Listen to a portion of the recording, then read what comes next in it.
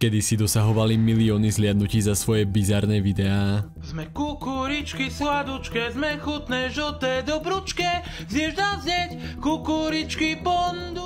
No po odhalení ich temnej stránky upadli do zabudnutia a skončili na úplnom dne. 26-ročný influencer, ktorý natáčal videá o tom, ako hrá videohry, má problémy s drogami. Toto sú tí najbizarnejší youtuberi, o ktorých už dlhšie nikto nepočul. Začneme s Adrianom Figom, ktorý to kedysi prehnal na plnej čiare. Slovenského tiktokera Adriana Figu sme mohli prvýkrát spozorovať v talentovej show Československo má talent, kde sa snažil presadiť svojim speváckým nadaním. Bohužiaľ, porotu tým príliš neohúril.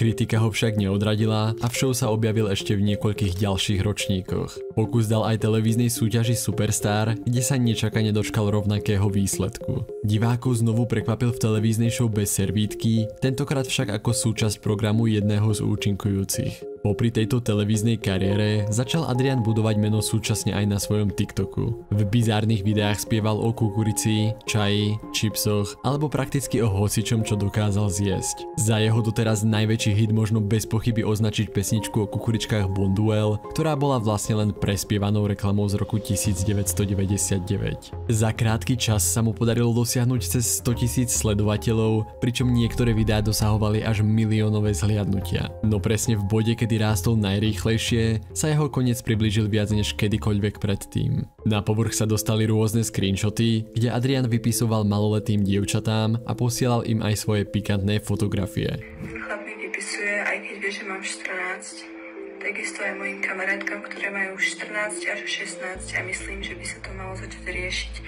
Ten chlapí profil na sociálnych sieťach ho plno ľudí podporuje a to sa musí skončiť. Prípadu sa ujala novinárka Kristina Kovešová, ktorá informovala aj o rôznych iných podozrivých aktivitách tohto tiktokera. Figa mal údajne blízko k fašistom, propagoval hoaxy a všelijaké iné bizárnosti. Videá, v ktorých sa Aďo snažil obrániť, mu takmer nikto neuveril a tak počase upadol do úplného zabudnutia. Kde tie informácie vznikli? Odkiaľ prišli? Kto tie informácie dal ako prvé von? Kto ich dal? Sú overené. Už by sa nikto k tomu nepriznal. Do povedomia sa opäť dostal po nejakej dobe, a to keď sa rozhodol vstúpiť do politiky. Založil iniciatívu Slovensko pre mladých, kde sa snažil pôsobiť aspoň trochu seriózne. Zo svojich profilov odstranil doterajšie príspevky, čo však bolo len malým výkrikom do tmy. Iniciatíva úspešná nebola a tak bol nútený vrátiť sa k speváckej kariére. Aďo začal hrávať na rôznych svadbách alebo podujatiach, tentokrát dokonca aj mimo Slovenska. V septembri 2025 sa rozhodol svoje politické zručnosti oprášiť a vstúpiť tentokrát do hociakej politickej strany. Biela polokošela, nohavice a obrovské hodinky mu však na vážnosti opäť nepridali. Určite budem tvrdo za vás bojovať, keď by som sa tam dostal. A dar reči mám, samozrejme budem presadzovať aj svoje názory, samozrejme budem aj záujmy tej politickej strany, do ktorej by som sa pridal. Serióznosť sa vytratila ešte rýchlejšie než predtým a na Instagrame začal znovu pridávať pochybné príspevky.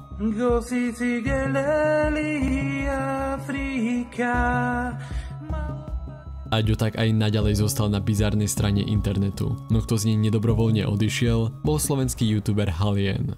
Jan Štec, známy tiež pod prezývkou Halien, bol na scéne známy prevažne vďaka svojej streamerskej kariére v hre Fortnite. So zapnutým streamom dokázal stráviť niekedy celé dni a vyzeralo to, že ho takmer nič iné ani nenaplňalo. Ani tam sa však neobyšiel bez kontroverzie. Ľudia ho niekoľkokrát obvinili z falošných súťaží či iných pochybných aktivít. Po čase však táto hra upadla a mnoho youtuberov si muselo nájsť nové záľuby. V tejto dobe sa Halien našiel práve v cvičení, z čoho začal pravidelne tvoriť aj videá. Hoci sa snažil väčšinu pojať ironicky, nevždy to diváci dokázali aj rozlíšiť.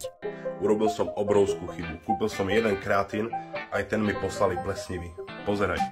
Pozri, ako mi z toho kreatínu normálne vyskakujú červy.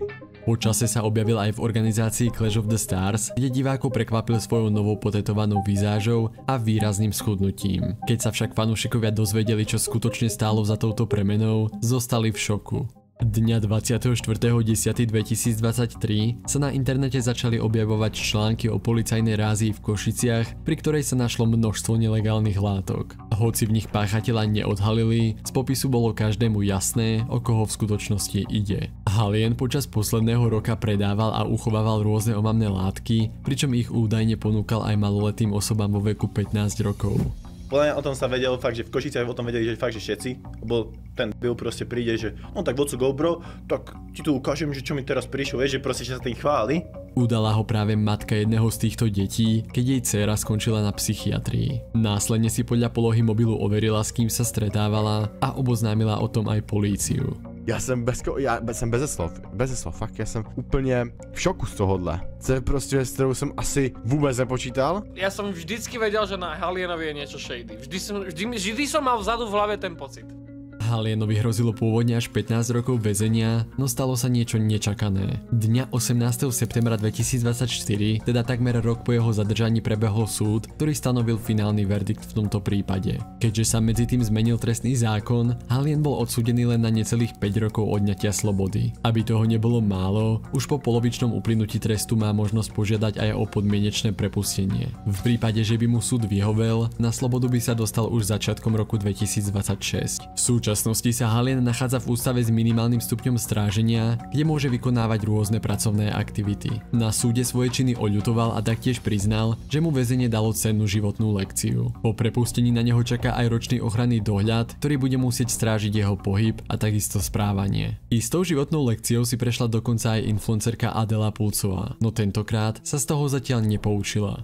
Adela Pulcová, známa ako Shopaholic Adele, si za roky svojho pôsobenia vybudovala nesmierne kontroverznú povesť. To, čo začalo v nevinnej talentovej súťaži Superstar v roku 2013, neskôr prerástlo do pomerne bizárnych videí. Medzi jej najväčšie prešľapy nepochybne patrí vyhodenie zosnulého morčaťa do smetného kontajnera, alebo fakt, že zakazovala svojmu partnerovi chodiť aj na záchod.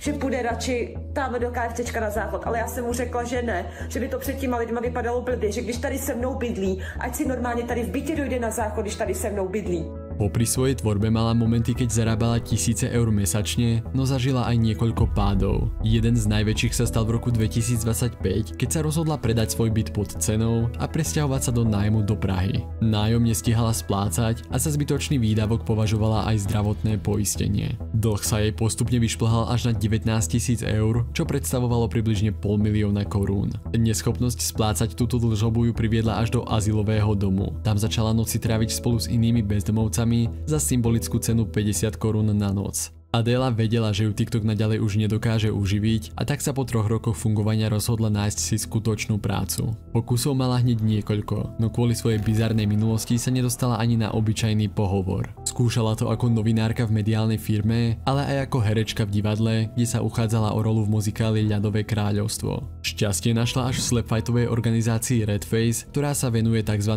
Fackovaniu. Súťažiaci sa postavia oproti sebe pri stole a víťazom sa stáva ten, kto ustojí čo najviac faciek. Adele sa tu podarilo zamestnať hneď na plný úväzok, no nemožno povedať, že by išlo o nejaké prestížne povolanie.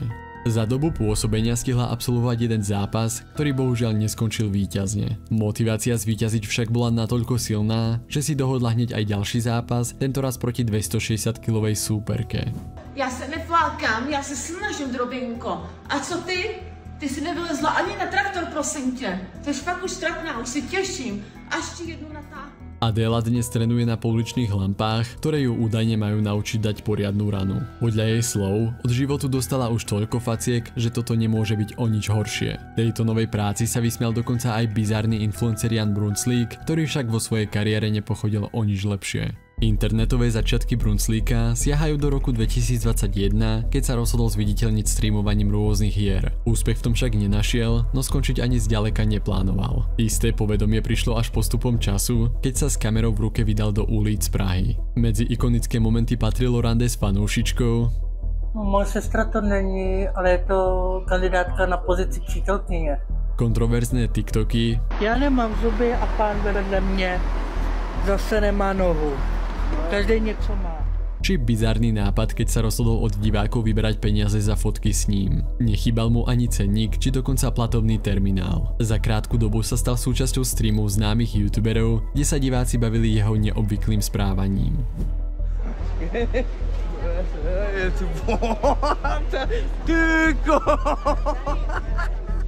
Brunslik sa financiami ani zďaleka netajil a čoraz častejšie dával najavo, že nemá takmer žiadne peniaze. Za finančné problémy vinil najmä svoju zadlženosť, ktorá vznikla, keď v práci elektrikára prestrihol nesprávny kábel a spôsobil tak škodu za niekoľko tisíc eur. Odvtedy sa pokúšal vyžiť aj z pozície ochrankára, no tam ho zas po čase nahradila automatická závora. Stabilnejšiu prácu našiel až ako kuriér Voltu, no ani tam to nemal ružové. Hneď pri prvej objednávke meškal 30 minút a zákazníkovi zabudol doniesť aj objednané pitie. Nízke hodnotenie mu okamžite zrazilo štatistiky a na určitý čas ho preto spoločnosť zablokovala. Máte zakázané přijímat objednávky, OK. Tak už sme dojeli.